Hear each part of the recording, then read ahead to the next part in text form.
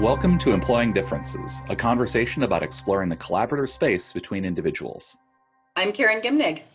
And I'm Paul Tevis. If you are new to the show, each episode we start with a question and see where it takes us. This week's question is, how does structure impact behavior? I think this is one where we're going to need to define a few terms, because I know that you and I are both used to talking about structure a lot, but as a result, we might not be clear about what that means.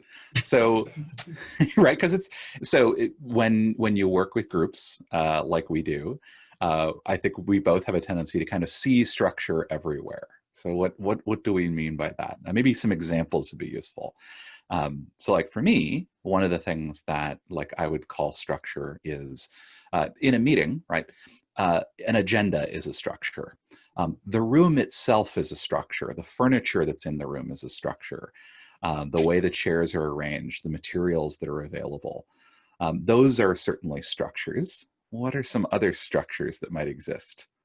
Yeah, I think a lot about the sort of decision-making structures, the practices that we've adopted. So I work with a lot of groups who are learning some sort of collaborative decision-making mechanism, whether that's consensus or sociocracy, or dynamic governance is another name for sociocracy, or the agile approach to teamwork. These are structures where we say we're going to do things a certain way. And so often those get defined with a great amount of detail. And we know that we've made a decision when this thing and this thing has happened. Parliamentary procedure would be another example of a decision-making structure. Yeah. And often people are moving away from parliamentary procedure or something like that, or Robert's rules, something like that, and moving toward, okay, we're going to adopt this new structure. We're going to adopt dynamic governance. We're going to adopt agile. We're going to adopt new ways of doing things. And there's an expectation that comes with that, okay, by adopting that structure, we're now going to be collaborative. Right. and I think that's where we kind of got to this initial conversation, right? When we think about both the physical and the intangible structures that groups use or employ, how does that impact the way that they are together? Because that's really what the behavior part of it is. How do they interact with each other? And I think we were both kind of started exploring this space of, well, it certainly affects it, but it's not. It is not fully determinate. My sense is that usually the result of adopting a new structure is less than people hope for. Right. Because the thought is that the structure will itself shift the relationship dynamic. And it absolutely helps. It's harder to have a really good collaborative decision-making process if at the end you're going to do a majority vote. Because we are so trained in, okay, well, if I've got my way, then I'll call a vote and I'll win. It's really hard to replace that thinking if you're in that space. So adopting a consensus piece where we're not going to move ahead until we can all consent to moving ahead. And I didn't use the word agree on purpose there, but yes. we can, but we're not going to do that. Now I have to invest, right? I have to engage with somebody else until we get to a place where we're seeing things the same way, which means I got to figure out how they're seeing it. They've got to figure out how I'm seeing it. So it will influence that behavior. And we're actually, as humans, really good at manipulating structure to keep our power dynamics in place, to keep our old ways of being. And if I feel like I'm threatened in some way, my place in this team is threatened, my voice is threatened, I'm going to go back to my old scripts, and structure isn't going to keep me from doing that. Yeah. It's one of the things that, as you were talking about decision making, that was coming to mind for me is some drawings that I've occasionally done for folks when we're talking about what the impact on different decision rules is on the interactions that happen in a group, right? So for example, if you've got where your decision rule is one person decides, you can actually kind of see the lines of communication that show up where everyone is now trying to influence that one person. There's no reason for them to interact with each other, right?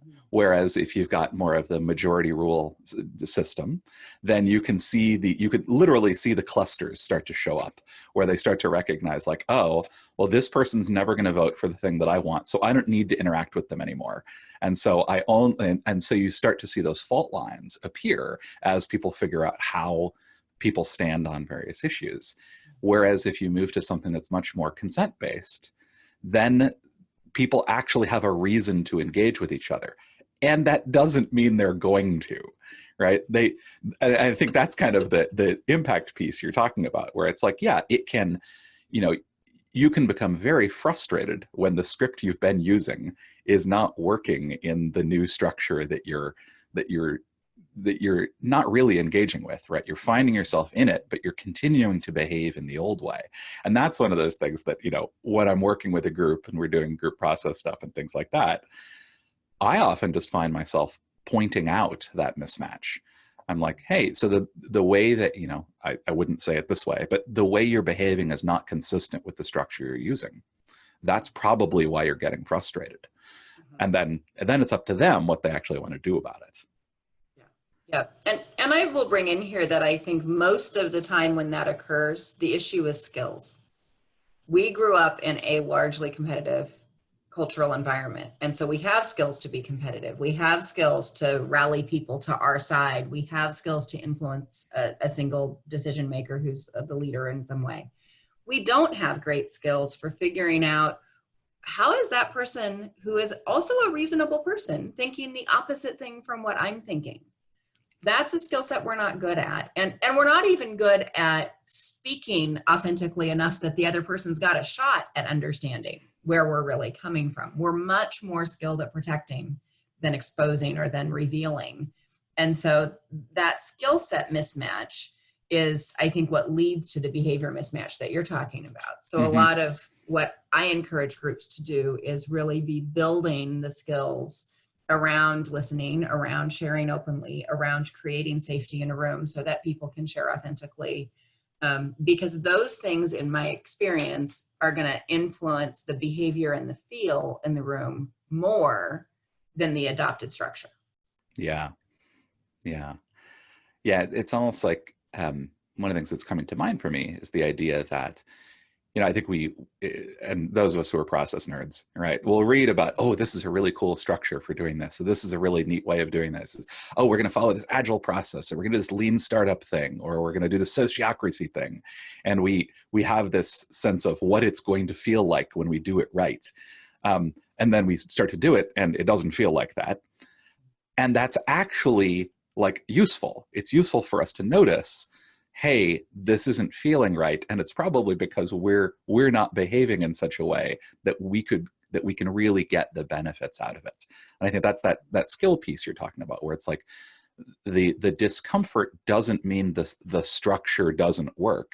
It means that we are not using it effectively, we're not engaging with it, and we're not creating, to use your phrase, we're not creating the type of relational space that the structure needs in order to work properly. And this is the moment in this week's chat where I'll bring in the word curiosity. That if we can Yes. get really curious about I wondered when it was going to come up. yeah, if we can get really curious about why it's not working, that's going to help a lot.